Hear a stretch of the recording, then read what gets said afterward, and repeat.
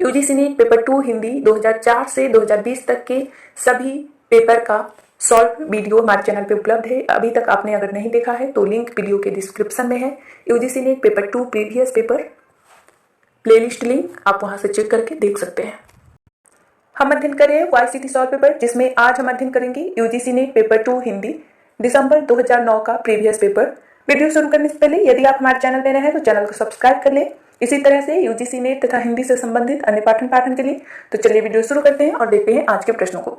आज का पहला प्रश्न है, संचार माध्यमों में प्रयोग होता है। ऑप्शन है ए हिंदी का शासकीय रूप, बी हिंदी का साहित्यिक रूप, सी हिंदी का शुद्ध व्याकरणिक रूप और डी हिंदी का व्यवहारिक रूप। तो इसका सही आंसर होगा ए हिंदी का शासकीय रूप। संचार माध्यमों में हिंदी का शासकीय मानक रूप प्रयोग होता है। मानक हिंदी को राजभाषा का दर्जा प्राप्त है तथा समस्त शासकीय कार्य राजभाषा यानी मानक हिंदी में ही होता है। अगला प्रश्न है, निम्नलिखित में से अर्ध स्वर कौन सा है। ऑप्शन है ए य, बी प, सी छ और डी ज्ञा। तो इसका सही आंसर होगा ए या। ई और अ से मिलकर य बना है। ऊधन अ व, ये जो है य और व अर्ध स्वर है। अक्षा ज्ञा संयुक्त व्यंजन है। अगला प्रश्न है, इनमें से कौन सी बोली पूर्वी हिंदी की नहीं है। ऑप्शन है ए अवधी, बी बिहारी, सी बघेली और डी छत्तीसगढ़ी। तो इसका सही आंसर होगा बी बिहारी। अपभ्रंश तथा उनसे विकसित उपभाषा एवं बोलियों का विकास क्रम जो है निम्न प्रकार से है। हम देखते हैं उसे। शौचनीय अपभ्रंश से पश्चिमी हिंदी उपभाषा विकसित हुई, जिसके अंतर्गत खड़ी बोली यानी कौरवी, ब्रजभाषा, हरियाणवी या बांगड़ू, बुंदेली और कन्नौजी बोलियां विकसित हुई। राजस्थानी से मारवाड़ी, जयपुरी, मेवाती और मालवी 4 बोलियां विकसित हुई। पहाड़ी से कुमाऊनी, गढ़वाली और नेपाली। अर्धमागधी से पूर्वी हिंदी के अंतर्गत 3 बोलियां विकसित हुई, अवधी, बघेली और छत्तीसगढ़ी। मागधी से बिहारी हिंदी के अंतर्गत 3 बोलियां विकसित हुई, भोजपुरी, मगही और मैथिली। बिहारी के अलावा मागधी से बांग्ला, उड़िया और असमिया ये भी उपभाषा विकसित हुई। पैसाची अपभ्रंश से लंदा और पंजाबी उपभाषा विकसित हुई। बड़ाचड़ से सिंधी और महाराष्ट्र से मराठी। अगला प्रश्न है, बोली का लघुतम रूप है। ऑप्शन है ए व्यक्ति बोली, बी उपबोली, सी सहायक बोली और डी वर्ण। तो इसका सही आंसर होगा डी वर्ण। बोली का लघुतम रूप यानी सबसे छोटा रूप ध्वनि होता है। ध्वनि के लिखित रूप को वर्ण कहते हैं, क्योंकि वर्ण ध्वनि का मूर्त रूप है। वर्ण के बाद शब्द होता है तथा शब्दों को मिलाकर वाक्य बनाए जाते हैं। अगला प्रश्न है, साहित्य इतिहास लेखन की विधि नहीं है। ऑप्शन है ए आकारादि क्रम, बी लेखकों का कालक्रम, सी रचनाओं का कालक्रम और डी परिस्थिति प्रवृत्ति मूलक क्रम। तो इसका सही आंसर होगा ए आकारादि क्रम।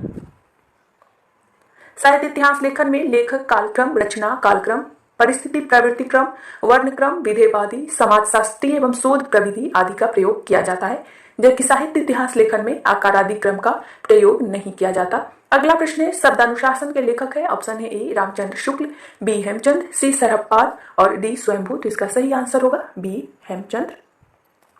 शब्दानुशासन हेमचंद का व्याकरण ग्रंथ है। इसमें संस्कृत, प्राकृत और अपभ्रंश तीनों का समावेश है। रसमीमांसा 1949 ईस्वी आचार्य रामचंद्र शुक्ल का, दोहा कोश सरहपा का और पौम चरियो स्वयंभू की रचना है।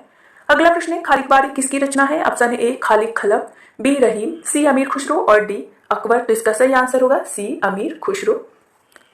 खालिक बारी कोश ग्रंथ है। 2 शकुने, हालात ए कन्हैया, नजरान ए हिंदी, पहेलियां, मुकरिया, गजल इत्यादि अमीर खुसरो जिनका समय है 1253 से 1325 ईस्वी की रचना है। अमीर खुसरो का वास्तविक नाम अबुल हसन। अमीर खुसरो निजामुद्दीन औलिया के शिष्य थे। अमीर खुसरो खरीबोली आदि कवि प्रथम कवि कहे जाते हैं। अगला प्रश्न है, सूफी काव्य का उद्देश्य है। ऑप्शन है ए प्रेम निरूपण, बी काव्यशास्त्र निरूपण, सी इस्लाम धर्म का प्रचार और डी राष्ट्रीय चेतना। तो इसका सही आंसर होगा ए प्रेम निरूपण। सूफी काव्य का उद्देश्य प्रेम के माध्यम से ईश्वर की प्राप्ति का मार्ग प्रशस्त करना। इसमें स्त्री को परमात्मा तथा पुरुष को आत्मा के रूप में चित्रित किया गया है। अतः सूफी काव्य सर्वप्रमुख उद्देश्य प्रेम निरूपण है। अगला प्रश्न है, रीतिमुक्त कवि नहीं है। ऑप्शन है ए घनानंद, बी बोधा, सी जसवंत सिंह और डी ठाकुर। तो इसका सही आंसर होगा सी जसवंत सिंह। रीतिबद्ध काव्यधारा के कवि है जसवंत सिंह 1626 ईस्वी, चिंतामणि 1609, देव 1673, पद्माकर 1753, मतिराम 1717 और भूषण 1613। रीतिमुक्त काव्यधारा के कवि है घनानंद 1689, ठाकुर 1766, द्विजदेव 1829, शेख आलम तथा बोधा आदि। रीतिसिद्ध का विधारा कवि है बिहारी, जिनका जन्म काल है 1595 ईस्वी। अगला प्रश्न है जूही की कली कविता के कवि हैं। ऑप्शन है ए पंत, बी निराला, सी प्रसाद और डी महादेवी। तो इसका सही आंसर होगा बी निराला। जूही की कली 1916 में प्रकाशित, सूर्यकांत त्रिपाठी निराला का है। गिरजे का घंटा 1916 में प्रकाशित, सुमित्रानंदन पंत का। सावक पंचक 1906 ईस्वी, जयशंकर प्रसाद। और जाग बेसुध जाग महादेवी वर्मा का है। उपयुक्त सभी कविताएं कवियों की प्रथम रचना है। प्रथम प्रभात 1918 जयशंकर प्रसाद की प्रथम छायावादी कविता है। जूही की कली 1916 ईस्वी, सूर्यकांत त्रिपाठी निराला की प्रथम कविता है, जिसे महावीर प्रसाद द्विवेदी ने अश्लील कहकर सरस्वती में नहीं प्रकाशित किया था। अगला प्रश्न है हालाबाद का प्रवर्तक का नाम है। ऑप्शन है ए नरेंद्र शर्मा, बी रामेश्वर शुक्लांचल, सी जगदीश गुप्त और डी हरिवंश राय बच्चन। तो इसका सही आंसर होगा डी हरिवंश राय बच्चन। हालाबाद 1933 ईस्वी के प्रवर्तक हरिवंश राय बच्चन है, जिनका जन्म है 1907 ईस्वी। इसे प्रेम और मस्ती का काव्य भी कहा जाता है। हरिवंश राय बच्चन छायावाद के समकालीन कवि हैं। अगला प्रश्न है तुम विद्युत बन आओ पाहुन मेरे नयनों पर पग धर धर पंक्ति है। ऑप्शन है ए महादेवी वर्मा, बी मीरा, सी श्री नरेश मेहता और डी लीलाधर जगूरी। तो इसका सही आंसर होगा ए महादेवी वर्मा की। तुम विद्युत बन आओ पाहुन मेरे नैनों पर पग धर धर महादेवी वर्मा की पंक्ति है। घायल की गति घायल जाने और न जाने कोई मीराबाई की पंक्ति है। भय भी शक्ति देता है लीलाधर जगूरी की पंक्ति है। और हकला रहा वह प्रभात का ग्वाला नरेश मेहता का पंक्ति है। अगला प्रश्न है अपभ्रंश को पुरानी हिंदी किसने कहा। ऑप्शन है ए ग्रियर्सन, बी श्याम सुंदर दास, सी चंद्रधर शर्मा गुलेरी और डी भारतेंदु। तो इसका सही आंसर होगा सी चंद्रधर शर्मा गुलेरी। अपभ्रंश या उत्तर अपभ्रंश को पुरानी हिंदी सबसे पहले चंद्रधर शर्मा गुलेरी ने कहा है। अगला प्रश्न है कवि बच्चन सुधा के संपादक थे। ऑप्शन है ए राजा श्री प्रसाद सितारे हिंद, बी भारतेंदु, सी बालमुकुंद गुप्त और डी गुलाब राय। तो इसका सही आंसर होगा बी भारतेंदु। कवि बच्चन सुधा 1968 ईस्वी, भारतेंदु हरिश्चंद्र इसके संपादक थे, काशी से प्रकाशित। हिंदी बंगवासी 1890 में प्रकाशित, बालमुकुंद गुप्त का है, कलकत्ता से प्रकाशित। साहित्य संदेश 1937 ईस्वी, बाबू गुलाब राय का, आगरा से प्रकाशित। बनारस चक्रवात 1845 में, राजा श्री प्रसाद सितारे हिंद का, बनारस से प्रकाशित। अगला प्रश्न है नागरिक विचारणी सभा का स्थापना वर्ष है। ऑप्शन है ए 1893, बी 1857 ईस्वी, सी 1902 और डी 1917। तो इसका सही आंसर होगा ए 1893। नागरिक विचारणी सभा की स्थापना 9 जुलाई 1893 ईस्वी को काशी में हुई थी। इसके प्रथम अध्यक्ष राधा कृष्ण दास थे। इसके संस्थापक सदस्यों में पंडित राम नारायण मिश्र, शिव कुमार सिंह, बाबू श्याम सुंदर दास थे। इसी संस्था द्वारा 1896 में नागरिक विचारणी पत्रिका का प्रकाशन प्रारंभ हुआ। अगला प्रश्न है शिव शंभू के चिट्ठे के लेखक है। ऑप्शन है ए श्याम सुंदर दास, बी बालमुकुंद गुप्त, सी हजार प्रसाद द्विवेदी और डी मुंशी सदा सुखलाल। तो इसका सही आंसर होगा बी बालमुकुंद गुप्त। शिव शंभू के चिट्ठे बालमुकुंद गुप्त का है। कर्तव्य और सभ्यता बाबू श्याम सुंदर दास का। अशोक के फूल हजार प्रसाद द्विवेदी का और सुरासुर निर्णय सदा सुखलाल नियाज का है। अगला प्रश्न है कवियों की उर्मिला विषय उदासीनता निबंध के लेखक है। ऑप्शन ए हजार प्रसाद द्विवेदी, बी बालकृष्ण भट्ट, सी महावीर प्रसाद द्विवेदी और डी भारतेंदु। तो इसका सही आंसर होगा सी महावीर प्रसाद द्विवेदी। कवियों की उर्मिला विषय उदासीनता महावीर प्रसाद द्विवेदी का निबंध है। नाखून के उभरते हैं हजार प्रसाद द्विवेदी का, कश्मीर कुसुम भारतेंदु हरिश्चंद्र का और संसार महानाट्यशाला बालकृष्ण भट्ट का। अगला प्रश्न है अधिकार सुख कितना मादक किंतु सारहीन है पंक्ति प्रसाद के किस नाटक से है। ऑप्शन है ए ध्रुव स्वामिनी, बी आजाद शत्रु, सी चंद्रगुप्त और डी स्कंदगुप्त। तो इसका सही आंसर होगा डी स्कंदगुप्त। अधिकार सुख कितना मादक किंतु सारहीन है यह जयशंकर प्रसाद, जिनका जन्म 1890 ईस्वी के नाटक स्कंदगुप्त, जिसका प्रकाशन वर्ष है 1928 ईस्वी के पात्र स्कंदगुप्त का आत्मकथन है। अगला प्रश्न है संचारी भाव की संख्या है। ऑप्शन है ए 9, बी 33, सी 16 और डी 99। तो इसका सही आंसर होगा बी 33। आचार्य भरत मुनि ने अपने नाट्य शास्त्र में रसों की संख्या 8 जबकि वर्तमान समय में शांत रस जोड़कर कुल 9 रस हो गए हैं। संचारी भाव की संख्या 33, अस्थायी भाव की संख्या 9 और सात्विक भाव की संख्या 8 बताइए। अभिनव गुप्त के अनुसार रसों की संख्या 9 है। अगला प्रश्न है विखंडनवाद के प्रवर्तक है। ऑप्शन है ए मैथ्यू आर्नल्ड, बी इलियट, सी डेरिडा और डी कामू। तो इसका सही आंसर होगा सी डेरिडा। विखंडनवाद के प्रवर्तक जॉक डेरिडा है। वस्तुनिष्ठ समीकरण एवं निर्वैयक्तिकता या संवेदनशीलता का असाहचर्य, वैयक्तिक प्रज्ञा का सिद्धांत एवं परंपरा की परिकल्पना, ये सभी सिद्धांत इलियट का है। अगला प्रश्न है कालक्रम की दृष्टि से निम्नलिखित आलोचकों का सही अनुक्रम। तो इसका सही अनुक्रम होगा सी। रामचंद्र शुक्ल 1884 ईस्वी, नंद दुलारे वाजपेयी 1906 ईस्वी, हजारी प्रसाद द्विवेदी 1907 ईस्वी और रामविलास शर्मा 1912 ईस्वी। अगला प्रश्न है निम्नलिखित पत्रिकाओं का सही अनुक्रम बताइए। तो इसका सही अनुक्रम होगा बी। कवि वचन सुधा 1868 ईस्वी भारतेंदु का, सरस्वती 1900 चिंतामणि घोष, इंदु 1909 ईस्वी अंबिका प्रसाद गुप्त और हंस 1930 ईस्वी प्रेमचंद।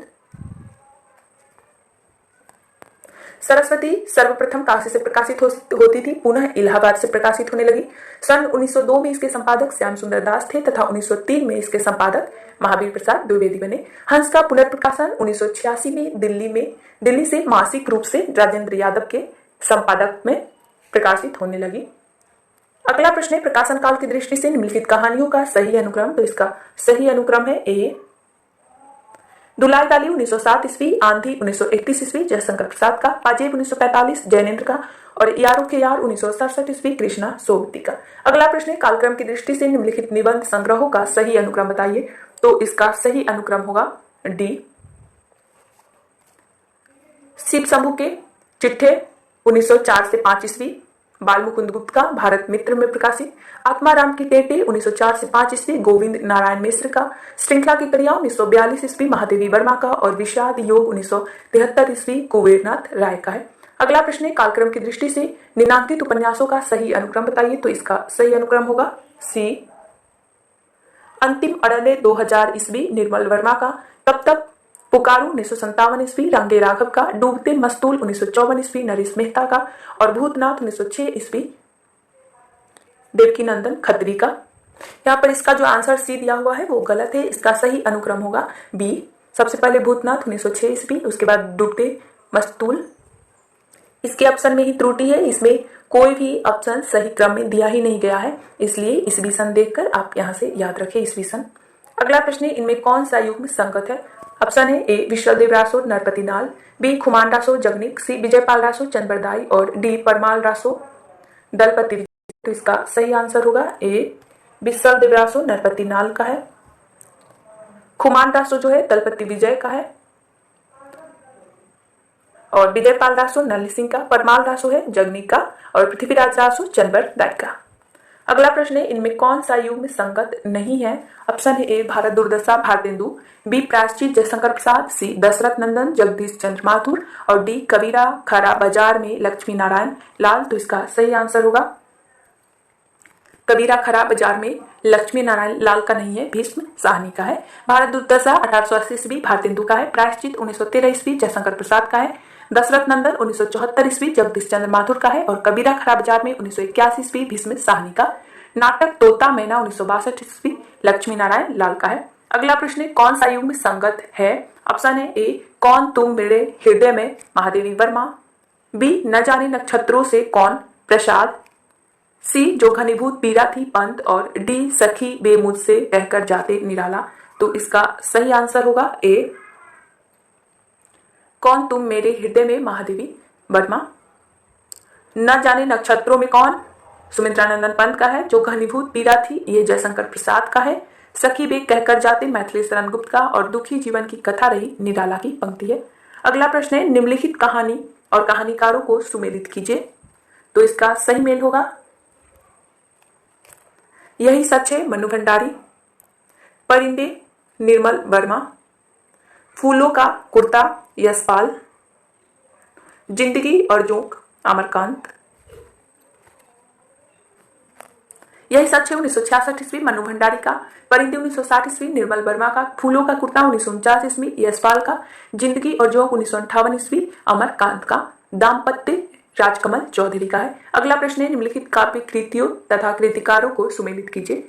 तो इसका सही मेल होगा ए ईश्वर की अध्यक्षता में लीलाधर जगूरी का, अबूतर कबूतर उदय प्रकाश का, आत्महत्या के विरुद्ध रघुवीर सहाय का और जल सागर जो है श्रीकांत वर्मा का। अगला प्रश्न है निम्नलिखित काव्य पंक्तियों और कवियों को सुमेलित कीजिए। तो इसका सही मेल होगा अति सुधो सने को मारग है, ये घनानंद की पंक्ति है। अबलो नसानी अब न नसय हो, तुलसीदास का। सटपटाती सी ससी मुखी, मुख घूंघट पर ढाकी, ये बिहारी का है। उधो मन न भय दास शीस, ये जो है सूरदास की पंक्ति है। अगला प्रश्न है, निम्नलिखित रेखा चित्रों और रचनाकारों को सुमेलित कीजिए। तो इसका सही आंसर होगा पद्म पराग पद्म सिंह शर्मा का। बोलती प्रतिमा श्री राम शर्मा। माटी की मूर्तें रामवृक्ष बेनीपुरी। रेखाएं बोल उठी देवेंद्र सत्यार्थी। अगला प्रश्न है, निम्नलिखित आत्मकथाओं और उनके लेखकों को सुमेलित कीजिए। तो इसका सही मेल होगा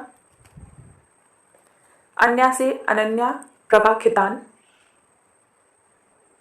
बसेरे से दूर हरिवंश राय बच्चन। जूठन ओम प्रकाश वाल्मीकि और एक कहानी यह भी मनु भंडारी। अन्या से अनन्या 2007 ईस्वी। प्रभा खितान क्या भूलूं क्या याद करूं 1959। नीर का निर्माण फिर 1970। बसेरे से दूर 1978 और 10 द्वार से सोपान तक 1985। ये जो है हरिवंश राय बच्चन का आत्मकथा है, 4 भागों में प्रकाशित हुआ। जूठन 1997 ईस्वी। ओम प्रकाश वाल्मीकि और यह कहानी यह भी और कली यह भी 2007 ईस्वी मन्नू भंडारी का। अगला प्रश्न है, निम्नलिखित पत्रिकाओं को संपादकों के साथ सुमेलित कीजिए। तो इसका सही मेल होगा हंस राजेंद्र यादव। संचेतना महीप सिंह। आलोचना अरुण कमल। दस्तावेज विश्वनाथ प्रसाद तिवारी। अगला प्रश्न है, निम्नलिखित काव्य पंक्तियों और उनके कवियों को सुमेलित कीजिए। तो इसका सही मेल होगा रवि हुआ अस्त ज्योति के पत्र पर लिखा अमर निराला। सया सैकत पर दुग्ध धवल तनवंगी गंगा ग्रीष्म विकल, ये जो है पंत का है।